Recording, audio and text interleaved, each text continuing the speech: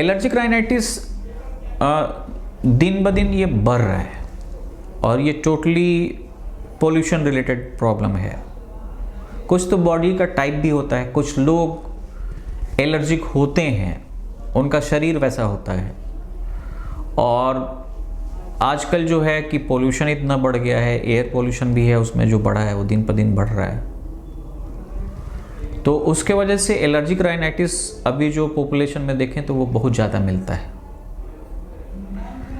तो उसको ट्रीट करना एलोपैथ में जैसे ब्लड प्रेशर का ट्रीटमेंट है, क्योर नहीं है। डायबिटीज़ का ट्रीटमेंट है, क्योर नहीं है। एलोपैथ में अपने सिस्टम ऑफ मेडिसिन में क्योर एलर्जिक राइनाइटिस का नहीं है हम लोगों के पास, अनफॉर्चुनेटली। हाँ, उसको कंट्रोल में रखा जा सकता है।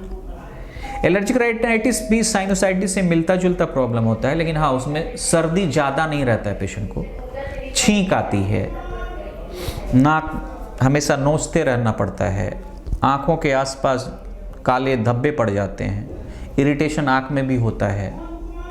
बचपन में अगर किसी को एलर्जिक राइनाइटिस हो, बच्चे को हो, तो उसमें थोड़ा एज़मा या दमा का भी लक्षण दिखाई देता है।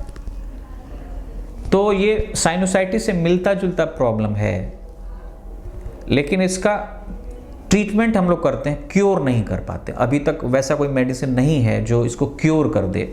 अंग्रेजी सिस्टम ऑफ मेडिसिन की बात मैं कर रहा हूँ।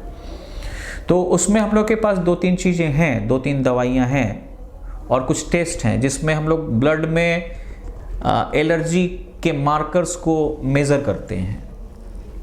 इम्यूनोग्लोबुलिन ई बोलते हैं उसको मेज़र करते हैं। इससे हम लोग को पता चलता है और कुछ लक्षण, उस बेसिस पे हम लोग पेशेंट को 3-4 भाग में कैटेगराइज करते हैं कि हाँ ये सीजनल प्रॉब्लम है या सालों भर रहता है, दिन में रात में ये प्रॉब्लम ज़्यादा हो जा रहा है या सुबह में ही रहता है, पेशेंट कोई धूल वाली जगह पे काम करते हैं कि नहीं।